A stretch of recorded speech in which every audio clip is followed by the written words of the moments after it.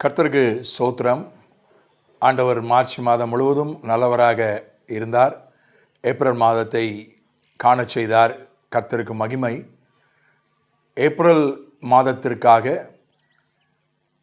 நாம் பிடித்து கொள்ளும்படி கர்த்தர் நமக்கு காண்பித்த வசனம் நீதிமொழிகள் 12ஆம் அதிகாரம் 14ஆம் வசனம். அவனவன் தன் தன் வாயின் பலனால் திருப்தி அடைவான். அவனவன் கைக்கிரியின் பலனுக்கு தக்கதாக அவனவனுக்கு கிடைக்கும்.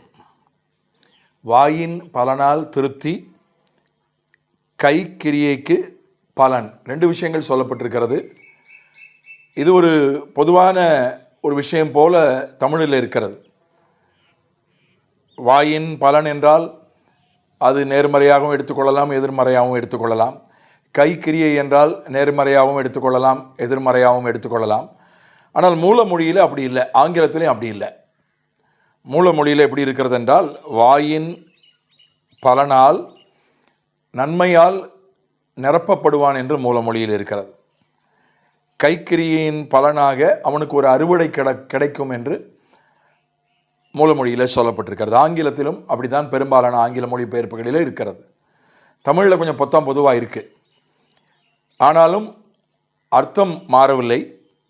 வாயின் பலனால் திருப்தி, கைக்கிரியின் பலனுக்கு தக்கதாய் கிடைக்கும்.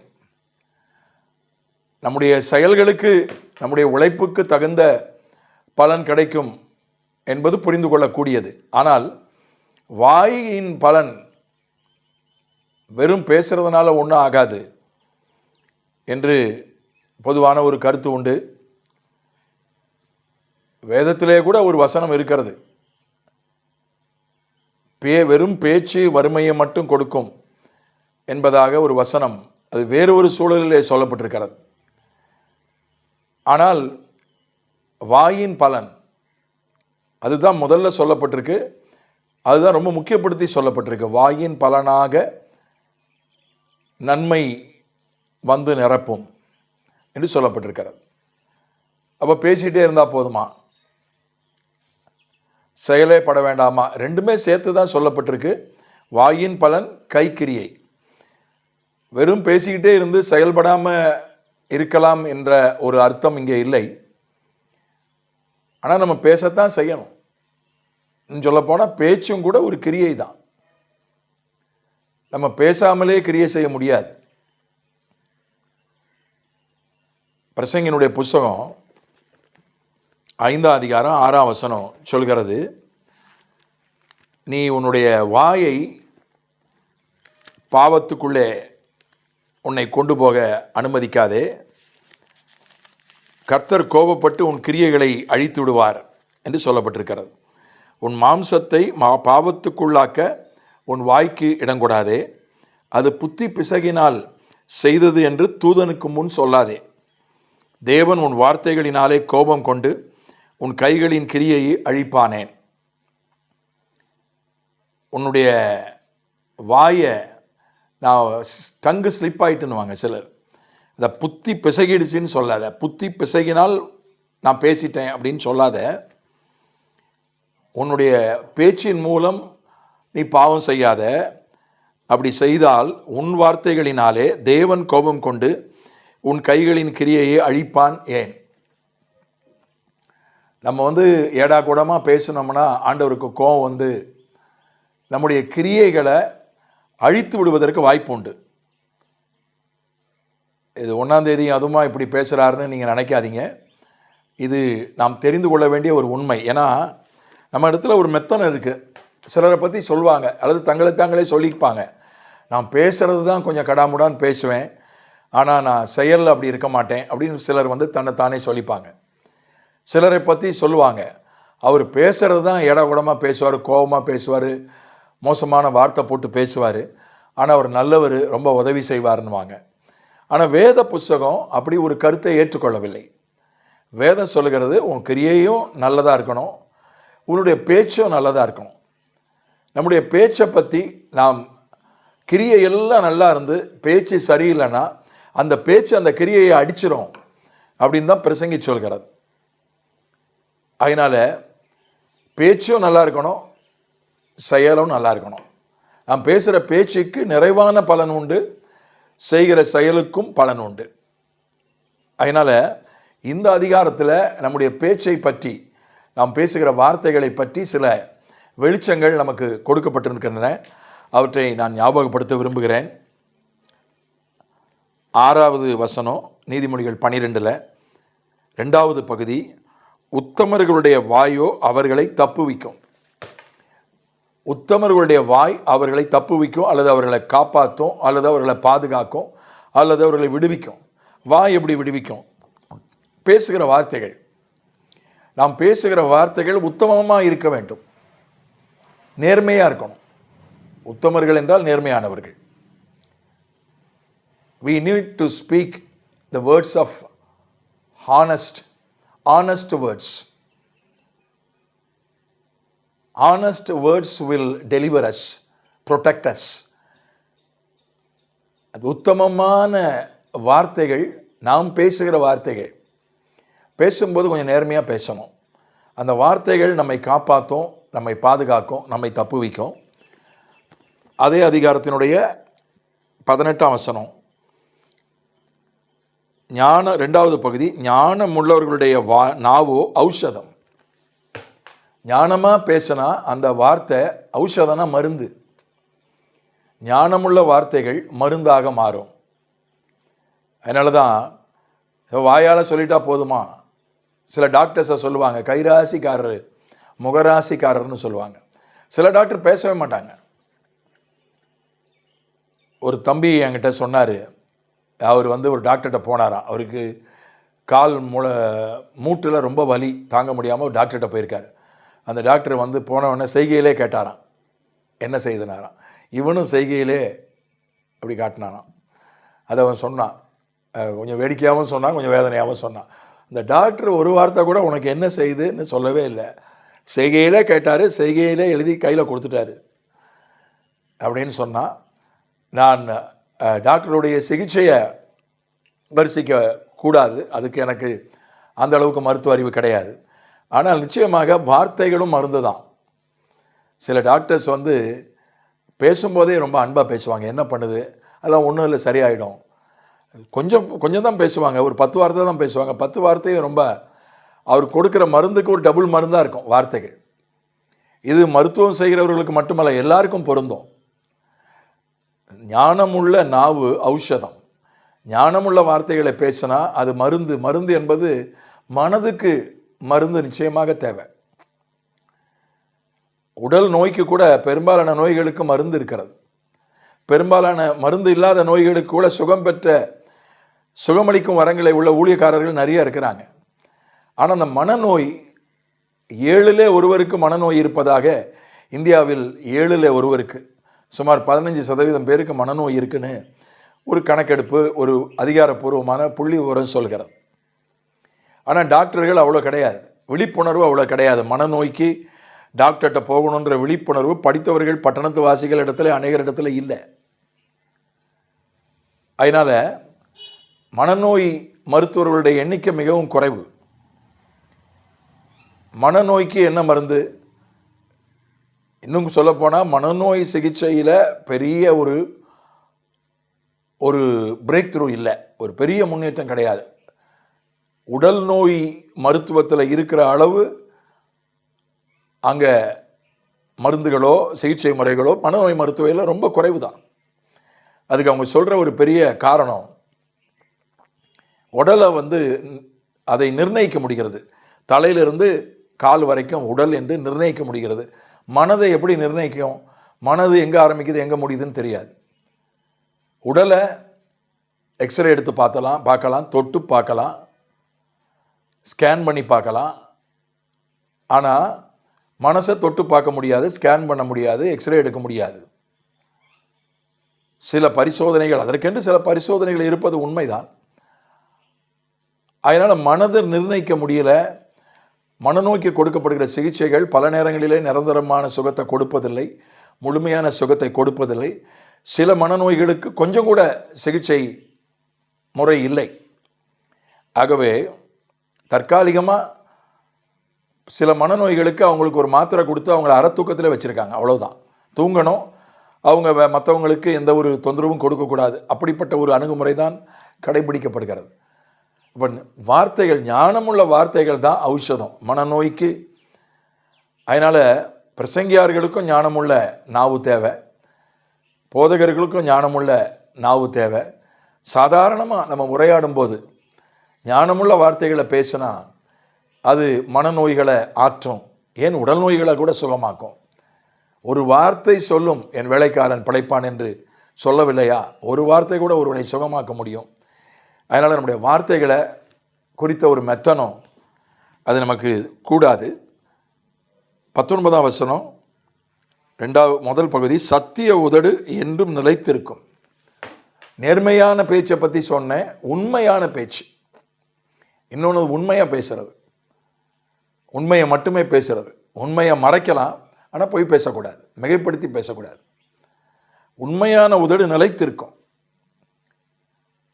நம்முடைய பேச்சு நிலைத்திருக்க வேண்டுமானால் அது உண்மையாக இருக்கணும். ஏன்னா பொய் நிலைச்சி நிற்காது, தெரிஞ்சு போயிடும். கொஞ்ச நாள்லேயே அது பொய்ன்னு தெரிஞ்சு போயிடும். உண்மை முதல்ல நம்ப முடியாட்டாலும், முதல்ல புரியாட்டாலும், முதல்ல ஏற்றுக்கொள்ள கஷ்டமாக இருந்தாலும் நாளாக நாளாக அது நிலைத்து நிற்கும். அதனால் உண்மையை மட்டுமே நாம் பேச நம்மை நாமே ஞாபகப்படுத்திக் கொள்ள வேண்டும். 25வது வசனம், 2வது பகுதி, நல் வார்த்தையோ அதை என்றால் இந்த இடத்துல இருதயத்தை, கவலை இருதயத்தை ஒடுக்கும், நல் வார்த்தையோ அதை மகிழ்ச்சியாக்கும். நான் ஔஷதம்னு சொன்னது நம்ம பேசுகிற வார்த்தை மற்றவங்களுக்கு சுகத்தை கொண்டு வரும், ஒரு ஆறுதலை, ஒரு தைரியத்தை, நம்பிக்கையை கொண்டு வரும், அது ஔஷதம். இது நல்வார்த்தை இருதயத்தை மகிழ்ச்சியாக்கனா, நான் நல்ல வார்த்தை பேசினா ஏன் இருதயம் மகிழ்ச்சியாக இருக்கும். கவலை தானாக வந்துடும், அது தானாகவே சிலந்தி கூடு கட்டுற மாதிரி, தூசி படிகிற மாதிரி தானாக கவலை வந்துடும். அதுக்கு எதுவும் செய்ய வேண்டியதில்லை. ஆனால் மகிழ்ச்சி பெறுவதற்கு நம்ம ஏதாவது செய்யணும். நல்ல வார்த்தைகளை பேசணும், நேர்மறையான வார்த்தைகளை பேசணும். அதாவது பேசுகிறது ஒரு விளையாட்டுக்காக பேசும்போது, நகைச்சுவைக்காக பேசும்போது, மற்றவங்களெல்லாம் அப்படி சந்தோஷப்படுத்துறதுக்காக பேசுகிறேன்னு சொல்லிட்டு சிலர் பேசுகிறதெல்லாம் ரொம்ப மோசமான வார்த்தைகளை பேசுகிறத நான் பார்த்து ஆச்சரியப்பட்டிருக்கிறேன், வேதனைப்பட்டிருக்கிறேன். ஊழியக்காரர்கள் என்று சொல்லுகிறவர்கள் கூட, விசுவாசிகள் கூட சும்மா நேரப்போக்குக்கு ஏதாவது பேசணுமே அல்லது ஒரு சுவாரஸ்யத்துக்காக பேசணுன்றதுக்காக பேசுகிற வார்த்தைகள்லாம் நல்ல வார்த்தைகளாக இருப்பதில்லை. நல்ல வார்த்தைகள் யார் பேசுகிறாங்களோ அவங்களுக்கு ஒரு மகிழ்ச்சியை கொண்டு வரும். எனக்கு சந்தோஷமே இல்லை, என் வாழ்க்கையில் சந்தோஷமே இல்லை, நான் சந்தோஷமாக இல்லை என்று சொல்கிறவர்களுக்கு நான் ஒரு காரியத்தை சொல்கிறேன். உங்களை முதல்ல நீங்கள் ஆராய்ந்து பாருங்கள். நீங்கள் பேசுகிற வார்த்தையெல்லாம் நல்ல வார்த்தை தானான்னு ஆராய்ந்து பாருங்கள். நல்ல வார்த்தைகளை பேசுங்க. நீங்கள் பேசுகிற ஒவ்வொரு வார்த்தையும் உங்கள் இதயத்திலே சந்தோஷத்தை அது கூட்டும், சந்தோஷத்தை கொண்டு வரும். ஆகவே இந்த மாதத்தில் ஆண்டவர் நம்முடைய வாயின் பலனாக நமக்கு நிறைவான நன்மையை கொடுப்பாராக. நம்முடைய கிரியைகளுக்கு ஒரு நல்ல பலனை, நல்ல அறுவடையை கொடுப்பாராக. ஜெபிக்கலாம். பிதாவே, இயேசுவின் நாமத்தில் இந்த மார்ச் மாதம் முழுவதும் நீர் வாக்கு மாறாதவராய், உண்மையுள்ளவராய் இருந்ததற்காக நன்றி. காத்து நடத்தின அன்புக்காக நன்றி. இந்த ஏப்ரலுக்காக துதிக்கிறோம்.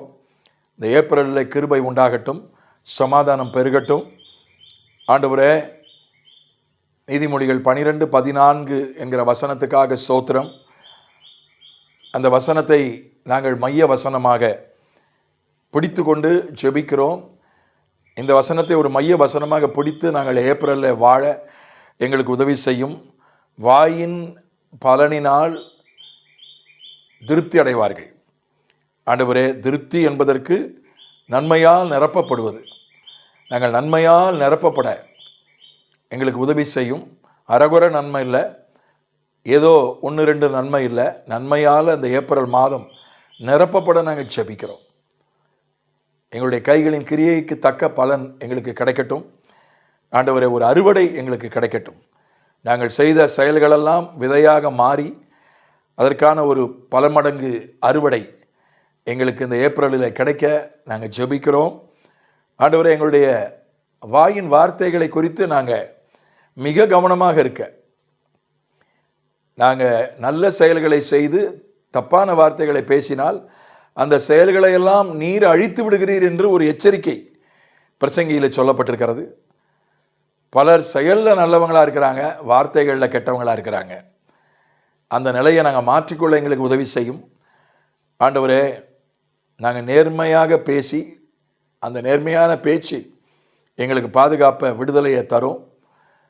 அதே போல் நாங்கள் பேசுகிற வார்த்தைகள் ஞானமுள்ள வார்த்தைகளாக இருக்க, மற்றவர்களுக்கு அது ஒரு மருந்தாக இருக்க, மற்றவருடைய உடலையும் மனதையும் ஆவியையும் சுகமாக்க, நாங்கள் பேசுகிற வார்த்தை மற்றவர்களை ஆண்டவரை குணமாக்கணும். ஆவியிலும் ஆத்மாவிலும் சரீரத்திலும் அவர்களுக்கு ஒரு சுகத்தை கொண்டு வரணும். ஆண்டவரே, அப்படிப்பட்ட ஞானமுள்ள வார்த்தைகளை பேச எங்களுக்கு இந்த ஏப்ரலில் உதவி செய்யும்.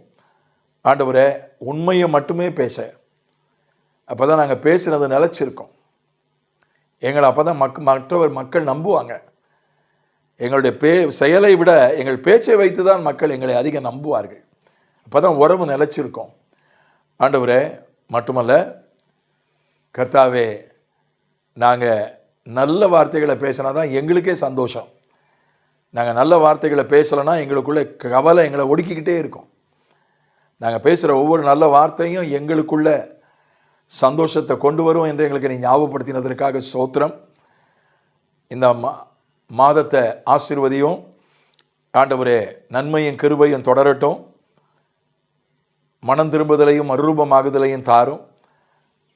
ஆண்டவரே, எங்களால் இயன்ற ஊழியங்களை செய்ய எங்களுக்கு உதவி செய்யும். மட்டுமல்ல, எல்லா தேவைகளையும் சந்திப்பீராக. சரீர தேவைகள், பொருளாதார தேவைகள், மனோரீதியான தேவைகள், ஆவிக்குரிய தேவைகள், குடும்ப தேவைகள், பொருளாதார தேவைகள், ஊழிய தேவைகள் எல்லாவற்றையும் சந்தியும். எல்லா பிரச்சனைகளையும் தீர்ப்பீராக. ஆண்டவரே, நிச்சயமாக முடிவு உண்டு, உன் நம்பிக்கை வீண் போகாது என்று சொன்னீர். அந்த முடிவு இந்த மாதத்தில் வருவதாக. கர்த்தாவே, நன்மைகளை தரும்படியாக ஜெபிக்கிறோம். உடைய பிள்ளைகள் எழுதுகிற தேர்வுகளிலே இந்த மாதத்தில் அநேகர் தேர்வு எழுதுகிறார்கள். அதற்கென்று ஆயத்தமாகி நல்ல விதத்தில் அதை எழுத ஆண்டவரே நாங்கள் ஜெபிக்கிறோம். அதற்கான எல்லா ஞானத்தையும் பலத்தையும் கிருபைகளையும் அனுகூலங்களையும் தாரும். வெயிலாகிலும் எங்களை சேதப்படுத்தாமல் காத்துக்கொள்ளும். இந்த மாதத்தில் இருக்கிற ஊழியங்கள், லெந்து நாட்கள் என்பது பாரம்பரிய சபைகளில் மட்டும் இல்லை, ஆவிக்குரிய சபைகள்லேயும் 40 நாள் ஏதோ ஜெபமோ ஏதோ உபவாசமோ ஏதோ வைக்கிறாங்க.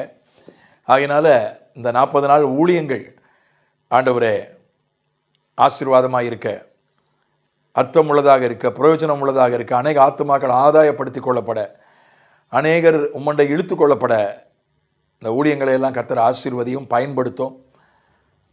ஆண்டவரே, தொடர்ந்து கர்த்தர் வழி நடத்த ஆலோசனை சொல்ல நாங்கள் ஜெபிக்கிறோம். அப்படி செய்கிறதற்காக ஸ்தோத்திரம். தேர்தலுக்கான ஆண்டவரே ஆயத்தங்கள் அதையெல்லாம் உடைய கரத்தில் தருகிறோம். இந்த மாதத்திலே தமிழ்நாட்டில் தேர்தல், மற்ற மாநிலங்களில் புதுச்சேரியில், அஸ்ஸாமில், மேற்கு வங்கத்தில் இன்னும் சில இடங்களில் தேர்தல் நடக்க இருக்கிறது. அந்த தேர்தல்களெல்லாம் நியாயமாக நடக்க, சமாதானமாக நடக்க, உம்முடைய சித்தம், உம்மால் தெரிந்து கொள்ளப்பட்டவர்கள் பொறுப்புக்கு வர, தெரிந்தெடுக்கப்பட நாங்கள் ஜெபிக்கிறோம். நீர் இப்படி செய்கிறதற்காக நாங்கள் நன்றி செலுத்துகிறோம். ஆண்டவரே, உம்மை துதிக்கிறோம் ராஜா. ஆண்டவரே, நீர் இன்றைக்கும் ஆண்டவரே குறுக்கிடுகிறீர், தலையிடுகிறீர். மனிதனுடைய ராஜ்யத்தில் நீர் ஆளுகை செய்கிறீர் என்பதை காட்டப் போகிறதற்காக நன்றி. ஆண்டவரே, நீர் எங்களுடைய விஷயங்களில் தலையிடுகிறவர், குறுக்கிடுகிறவர், எங்களை விட்டு விடுகிறவர் அல்ல என்பதை இந்த மாதத்தில் நாங்கள் கண்டுகொள்ளப் போகிறதற்காக நன்றி. எங்களை தாழ்த்தி ஒப்புக் கொடுக்கிறோம்.